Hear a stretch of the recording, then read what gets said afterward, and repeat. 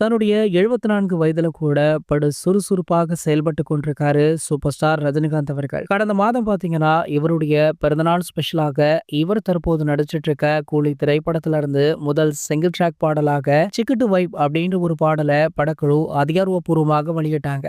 யாரும் எதிர்பார்க்காத விதமாக இந்த பாடலுடைய பின்னணியில நம்ம டிஆர் அவர்கள் வாய்ஸ் ஓவர் கொடுத்திருந்தாரு. அது மட்டும் இல்லாம இந்த பாடலுடைய பெயரை போல செம்ம வைபாகவும் இந்த பாடல் இருந்தது. தற்போது வரைக்குமே ரசிகர்களை தாண்டி பல செலிபிரிட்டிஸுமே இந்த பாடலுக்கு வைப் பண்ற வீடியோ சோஷியல் மீடியாக்கள்ல வைரலாகிட்டு இருக்கு. இப்படி இந்த பாடலுடைய வைபே இன்னும் முடியல. அதற்குள்ளார அடுத்த பாடலுக்கான அறிவிப்பை வெளியிட இருக்காங்களாம். அதாவது அடுத்த பாடலுமே ஒரு குத்து பாடலாக இருக்க வாய்ப்பு இருக்கு அப்படின்னு சொல்லப்படுது. மேலும் இந்த பாடலை நம்ம அனிருத் அவர்கள் சூப்பர் ஸ்டார் ரஜினிகாந்த் அவர்களுக்காக பாடியிருக்காராம். பொதுவாகவே அனிருத் அவர்கள் தான் ரஜினிகாந்துடைய அடுத்தடுத்த படங்களுக்குமே இசையமைச்சிட்டு இருக்காரு.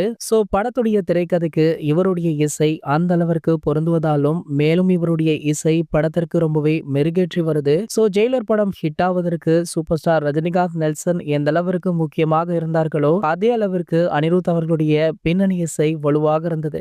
ஆகையாலதான் அந்த படம் ஒரு மிகப்பெரிய ஹிட்டை கொடுத்தது. அதனால சூப்பர் ஸ்டாருடைய அடுத்தடுத்த படங்கள்லுமே நம்ம அனிருத் அவர்கள் கமிட் ஆகி இசையமைச்சிட்டும் இருக்காரு. இவர் பாடிய இந்த படத்துடைய இரண்டாவது சிங்கிள் ட்ராக் பாடல் வர பொங்கல் ஸ்பெஷலாக ரிலீஸ் ஆக இருக்கா. இதற்கான அறிவிப்பு இன்று அல்லது நாளை வெளியாக கூடும் அப்படின்னுமே சொல்லப்படுது. இது போன்ற சூப்பர் ஸ்டாரை பற்றி வெளியாகிற அனைத்து செய்திகளுமே நீங்கள் உடனே தெரிஞ்சுக்க நம்மளுடைய செய்தி துளிகள் அப்படின்ற நம்ம சேனலை சப்ஸ்கிரைப் பண்ணிக்கோங்க.